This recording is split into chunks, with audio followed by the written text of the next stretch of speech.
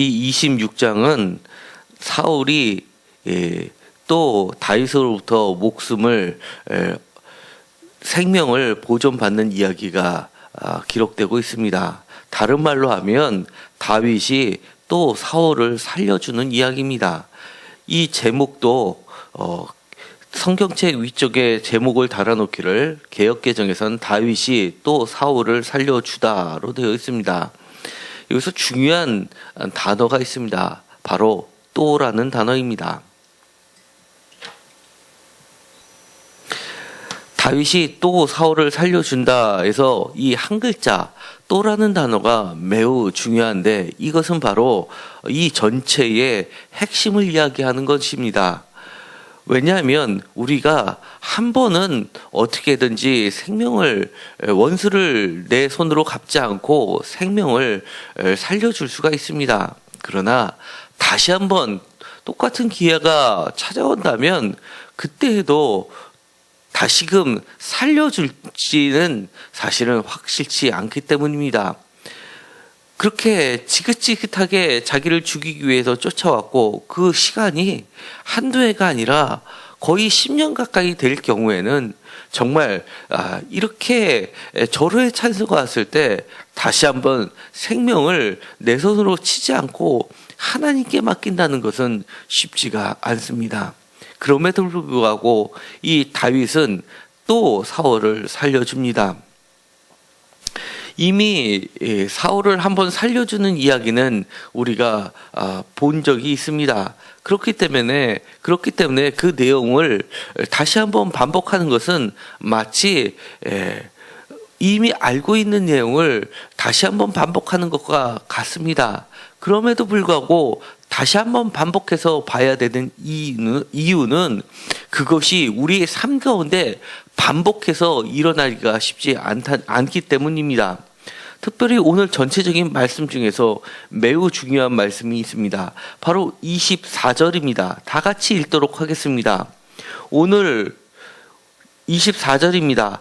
오늘 왕의 생명을 내가 중히 여길 것 같이 내 생명을 여호와께서 중히 여기셔서 모든 환난에서 나를 구하여 내시기를 바라나이다 하더라. 아멘. 이것을 표준세 번역으로 읽으면 이렇습니다.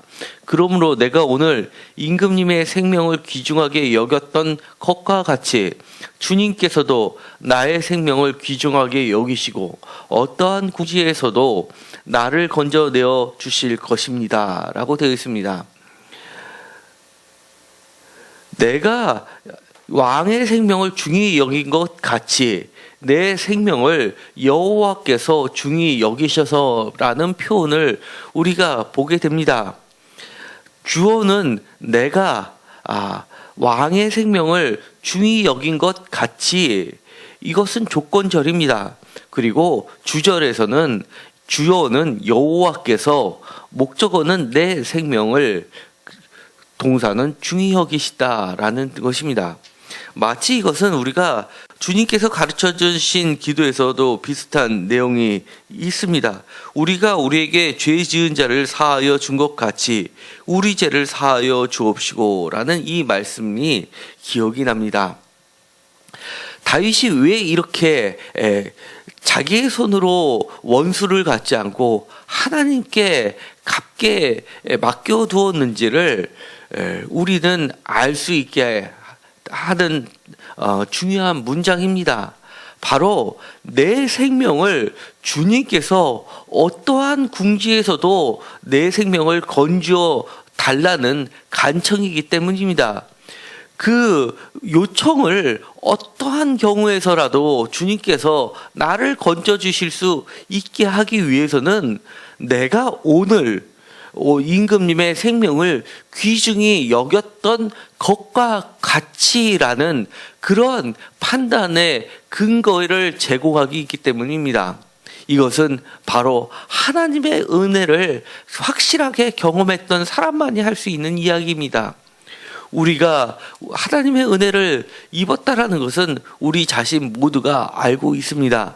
그런데 정말 아느냐라는 것은 내가 하나님으로부터 죄를 용서함 받은 것과 같이 나도 다른 사람의 죄를 용서할 수 있는지를 보면 알 수 있습니다. 그것도 또 용서할 수 있을 때 우리는 내가 정말 하나님의 은혜를 경험했다는 것을 알게 되는 겁니다.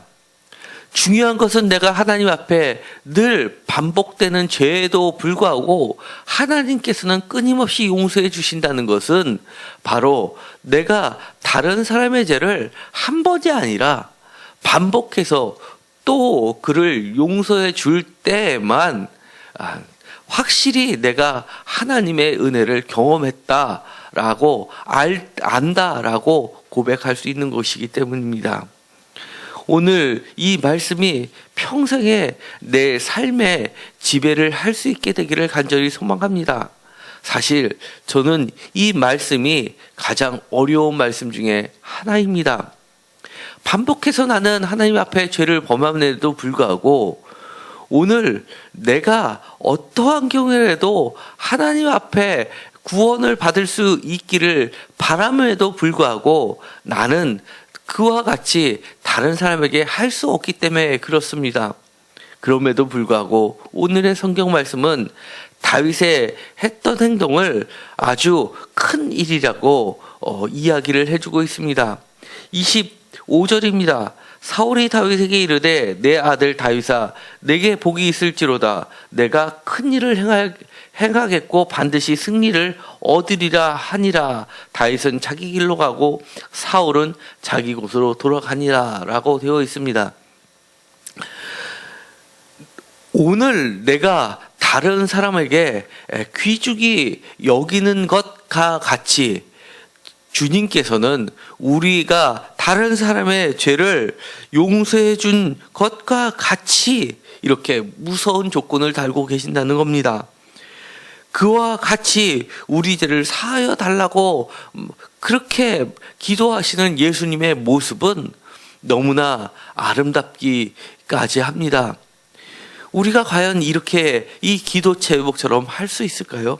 우리는 그렇게 할 수 없기 때문에 주기도문을 주님이 가르쳐 주신 기도를 매 예배 때마다 외우는 거 아니겠습니까? 이렇게 주님께 간절히 원하는 것은 주님께서 우리에게 은혜를 주셔서 우리도 주님처럼 이러한 일을 할 수 있게 만드신다는 것을 이야기하고 있는 겁니다. 오늘의 말씀 중에서 중요한 말씀이 또 하나 있습니다. 바로 12절입니다. 12절에 이렇게 되어 있습니다. 이는 여호와께서 그들을 깊이 잠들게 하셨으므로 그들이 다 잠들어 있었기 때문이었더라 라고 이야기합니다. 이렇게 그들이 다윗이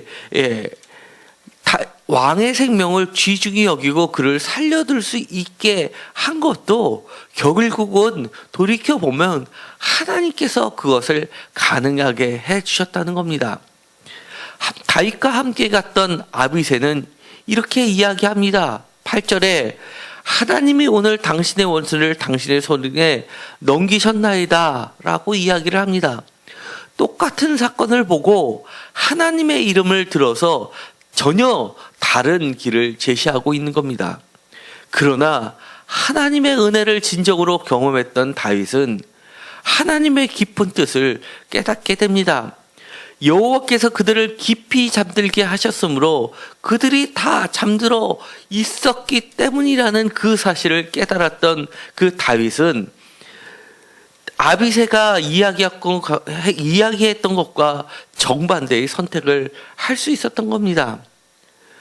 바로 여호와께서 그의 고귀와 신실하심을 따라 갚으시는 분임을 알고 있기에 그는 여호와께서 오늘 왕을 내 손에 넘기셨을 때 나는 손을 들어 여호와의 기름 부음을 받은 자 치기를 원치 아니하였다라고 고백하고 있기 때문입니다. 이것이 바로 진정 여호와의 은혜를 경험했고 또 아는 자의 달라진 삶의 태도입니다. 오늘 주님의 은혜가 가득하여서 제 평생에 이렇게 다윗처럼 또 주님이 가르쳐 주신 기도처럼 그렇게 살게 되기를 간절히 소망합니다. 기도하고 마치기로 합니다. 하나님, 날마다 우리가 하나님의 은혜를 경험하면서 한 번은 다른 사람의 죄를 용서해 줄 수는 있지를 몰라도 이렇게 또 반복해서 그들의 죄를 용서하기는 쉽지 않음을 고백합니다. 그럼에도 불구하고 하나님께서는 날마다 반복해서 또 나의 죄를 용서해 주신 것 같이 우리에게 크신 은혜를 날마다 경험하게 하셨습니다. 이제는 주님께서 다윗에게 그들을 깊이 잠들게 하셨던 그 이유를 깨닫게 하신 것처럼 내 삶 가운데서도 날마다 주님의 은혜를 깊이 깨닫고 날마다 또 반복해서 다른 사람의 죄를 용서하는 삶을 살게 하여 주옵소서. 그렇게 하여 주님께서도 우리가 우리의 죄를 용서해달라고 요청하기 전에 다른 사람의 죄를 먼저 용서하는 삶을 살게 하여 주옵소서. 예수님의 이름으로 기도드렸습니다. 아멘.